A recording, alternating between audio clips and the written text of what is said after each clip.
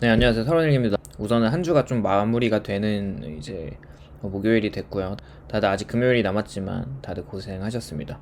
우선은 채권 투자자들이라면 당연히 봐야 하는 것이 물가에 대한 안정과 듀레이션이 긴 TLT나 TMF 같은 상품의 비중을 많이 싣고 있는 투자자들은 앞으로의 전망이 심각한 경착륙이 오면서 미국의 GDP가 많이 꺾이고 글로벌한 경제 자체가 심한 타격이 와야 국채로서의 안전자산 역할을 톡톡히 하면서 시세 차이까지 누리고 쿠폰금리까지 받아갈 수 있는 아주 좋은 자산이기 때문에 많은 사람들이 이에 따라서 듀레이션이 긴 국채를 포트폴리오에 편입시키고 있죠. 현 시점을 한번 복기를 해보면은 23년부터 이제 10년물 금리가 과도하게 또 올라갔다가 내려온 이후에 실업률과 임금 상승률의 어떤 경제지표 그리고 이제 예멘의 후티 정규군이 홍해의 이제 상선들을 타격하면서 컨테이너선이 운행하는 비율이 20%나 감소가 되었고, 그에 따른 홍해를 건널 수 있는 상선들이 아프리카 남단으로 우회하기 시작하면서 이제 연료 부분이나 보험료가 당연히 급증하고 한 컨테이너당 1,000달러가 할증이 됐다고 합니다. 또한 이제 엎친 데 겹친 격으로 파나마 운하 쪽에서는 가뭄으로 33%의 운행량이 또 줄면서 공급망에 대한 해소가 괜찮았던 부분이 다시 불거지면서 인플레이션이 다시 돌아올 수도 있다는 이야기를 또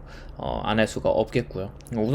우리는 이제 채권금리 가파른 인하를 원하지만 시장의 변수들은 항상 그것에 회방을 놓고 있는 상황이고요. 우선 인플레이션을 전망할 때는 유가를 또 빼놓을 수가 없기 때문에 디플레이션에 대한 레토릭과 사우디의 수출 원유 가격을 내리면서 WTI 기준이 70불대 초반으로 내려가긴 했습니다. 근데 60달러 선까지 뚫고 내려간다면 원유 에너지에 대한 인플레이션 향방은 어느 정도 이제 잡히고 걱정할 필요가 없겠지만 현재 상황은 70불대 이상에서 이제 원유가 내려가진 않고 있는 거죠. 2002년에 이제 양적 완화 이후로 이제 원자재 같은 경우는 극심하게 사실 좀 저평가 자산으로 좀 치우쳐져 있긴 해서 금은 귀금속 가격들은 사실 그 인플레이션 해지 자산으로 22년도에 굉장히 각광받기도 했었다는 거죠.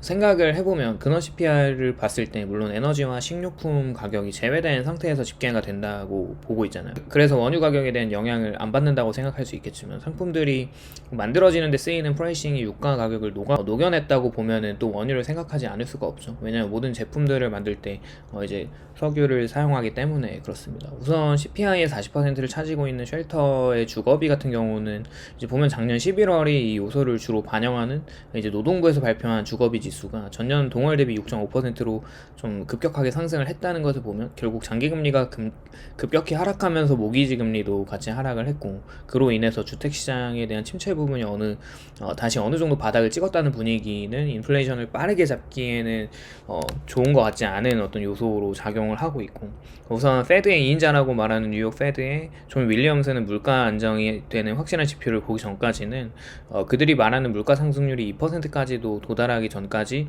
높은 금리가 계속 유지돼야 할 것을 말하고 있습니다. 사실 이분은 작년 말부터 금리 인상은 더 할 필요가 없고 금리 인하를 해야 한다고 이야기를 하다가 갑자기 말을 또 바꾸는 것을 보면 모두가 느끼는 바지만 페드의 상황, 이제 페드 같은 경우는 상황에 따른 발언들을 시기가 지나면 또 이제 그때그때마다 적재적소에 또 시장을 안정시킬 발언들로 시장을 자신들이 유리한 쪽으로 만들려고 한다는 생각을 많이 받게 되고요. 작년에는 너무 높은 장기금리를 낮추기 위해서 피벗과 비둘기적인 발언을 했다면 24년이 오면서 인플레이션의 위험 요소들이 또 이제 많아지고 있기 때문에 인플레이션의 파이터 역할로 다시 돌아온 것이죠. 이게 또 생각을 해보면 유가를 봤을 때 디플레이션의 요인과 인플레이션의 요인들이 버무려져서 만들어진 가격이 한 70불 정도라고 하면 강한 경기 침체를 반영하지는 않은 거라는 생각이 들고, 강한 침체가 왔을 때 유가가 엄청 빠져준다면 채권금리도 같이 엄청 내려가게 될 것이고, 또 최근 빌 그로스가 말한 현재 장기금리가 너무 과대평가되어 있다는 것을 보면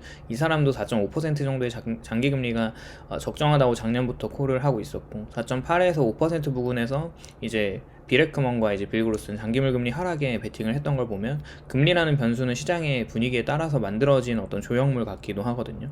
개인적으로는 채권 금리가 4.5%까지는 올라가줘야 이런 시장의 소음들이 사라지고 다시 경기 침체에 대한 내러티브가 본격적으로 나타날 것 같다는 생각이 들고 있습니다. 그렇게 된다면 또 장단기 금리 차가 해소되면서 결국 2000년대의 침체의 시그널로 나타나는 이제 장단기 금리 차가 다시 해소가 되는 그 시점이 침체로 나타나는 현상이 될 거고, 단기물 시장 자금으로 현재 유동성을 공급하는 연준은 그렇다고 장기물을 계속 발행할 수는 없는 노릇이죠. 그때가 되면은 이제 유동성 경색이 분명히 올 것 같다는 생각과 더불어서 24년도에 있는 상업용 부동산이나 하이힐드 만기 채권에 대한 롤오버에 대한 롤오버 폭탄들이 화약고처럼 이제 건드려져서 터질 것 같다는 생각을 하거든요.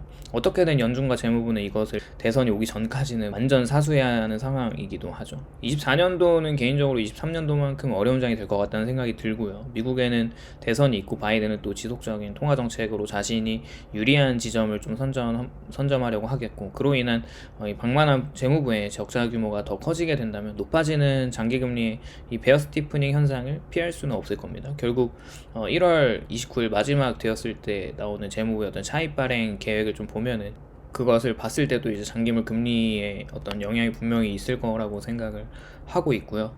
결국 또 이렇게 되었을 때 다시 말하면 우리는 장기 채권의 그때 비중을 늘릴 수 있게 된다고 생각을 하고, 좀 이제 투자의 어떤 찬스가 오는, 투자의 어떤 기회가 또 오고 있지 않나 이런 생각을 하고 있고, 이렇게 장기물 금리가 급등을 한다면 빠른 경기 침체가 나타날 거라는 저의 24년도의 어떤 청사진이라고 보고 있고, 그렇게 투자 포인트를 가져가되 리스크 관리를 잘 하시고 다들 성투하시고 행복하시길 바라겠습니다.